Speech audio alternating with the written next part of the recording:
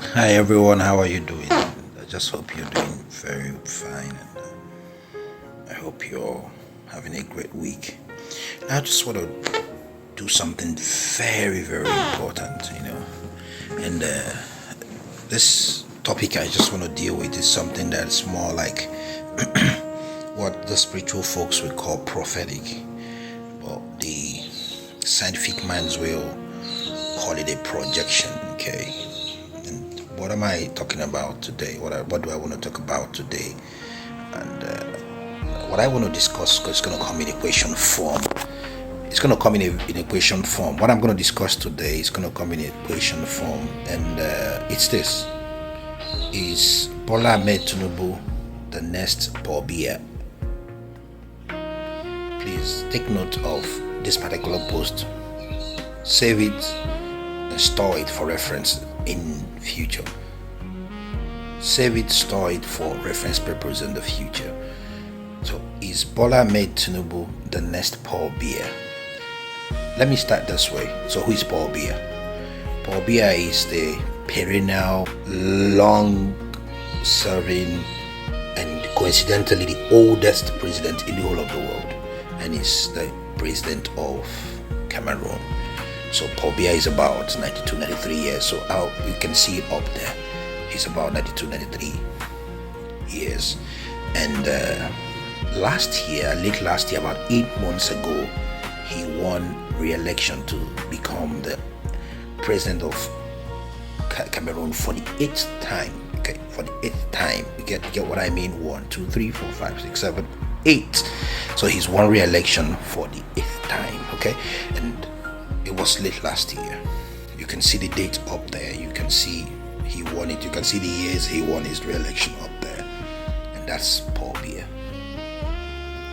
And after he won his election, of course, he won by 54% as against 34% of his closest rival, who, of course, you expect him to say that the election was rigged in favor of the perennial, old, streaking Paul Biya of Cameroon.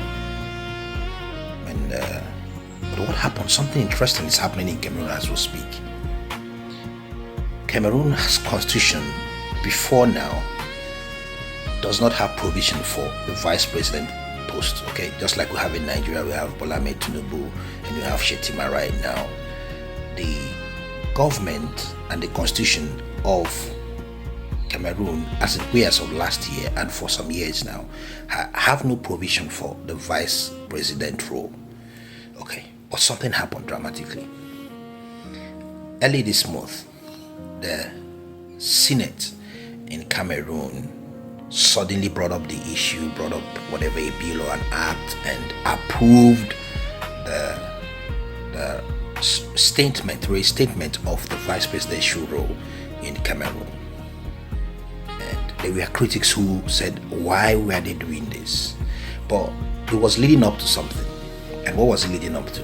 It was leading up to what just happened a couple of days ago. And what happened? Interesting. The president of Cameroon, who is Paul Biya, just appointed his son as the vice president of Cameroon. Is that interesting? Look at it there. Look at this picture up there. He's been appointed the vice president of Cameroon. So the father is a president and the son is a vice president. Does he look more like what you're seeing in Nigeria? Okay, but we're going somewhere. He didn't just stop there. He made him the head of armed forces. You look at it up there. He's now the head of armed forces. He's in charge of the Ministry of Defense. Okay. That's really wonderful. And the son of Paul Biya is right now the vice president of Cameroon, and by the constitution it's only the president that's supposed to hold the office of the head of the armed forces, but he transferred it to his son. He's now the head of the armed forces and he's now the minister for defense in his country. And are you understanding? Are you seeing the pattern? So he suddenly wins election 8 months ago to become the president for the 8th time in Cameroon. 8 months later, Probably he's becoming very weak, very docile, like he's turning into a vegetable. I don't know. But obviously, he needed someone to take over. So he planted his son as a vice president. And this is what you call democracy. Democracy. So in the eyes of certain Western interests, that is called democracy. So if anything happens to him, they will tell you, you have truncated democratic processes. Okay? Interesting. I want you to understand something very important. My personal opinion, I feel democracy is good because it has to do with people coming out, majority deciding on what they want to do. But the fact is that what changes a country is not the system of the leadership, it's the state of mind of the leader. So you see countries like Libya, when Gaddafi was there, they were doing very well. You saw countries like, of course, China has some sort of autocracy there, and you see how they are doing, the likes of Singapore, even the Emirates. Okay, there was an important personality in the Emirates who had the mind for the people, and he began the process of rebuilding and recreating the Emirates.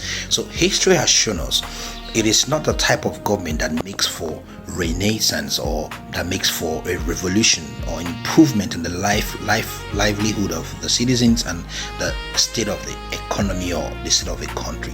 It is the state of the mind of the leader.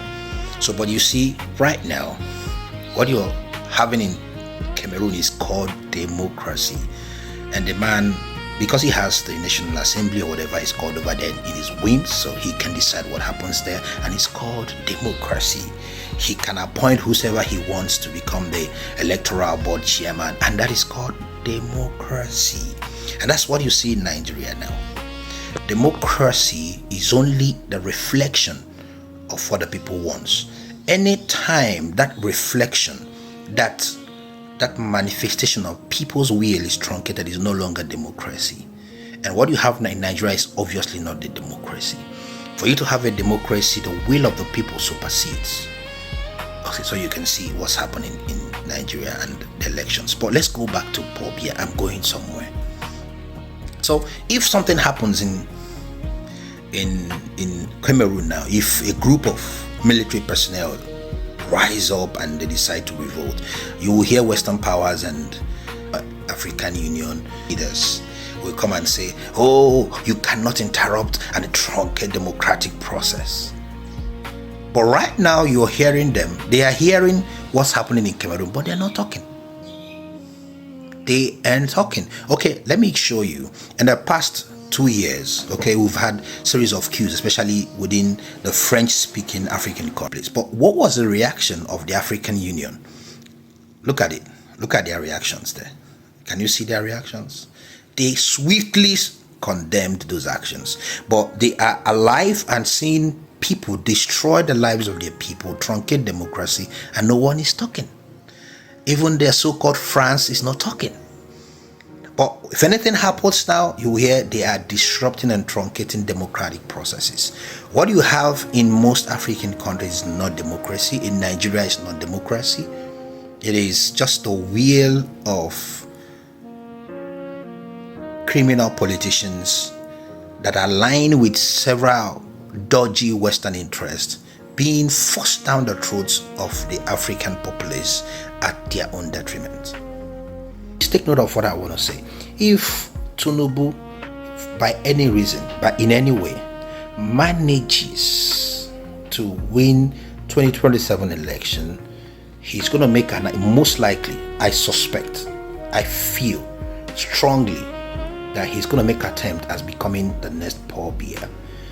He may make attempt to change the constitution of Nigeria. That is a projection. If you look at events, why do I feel so strongly?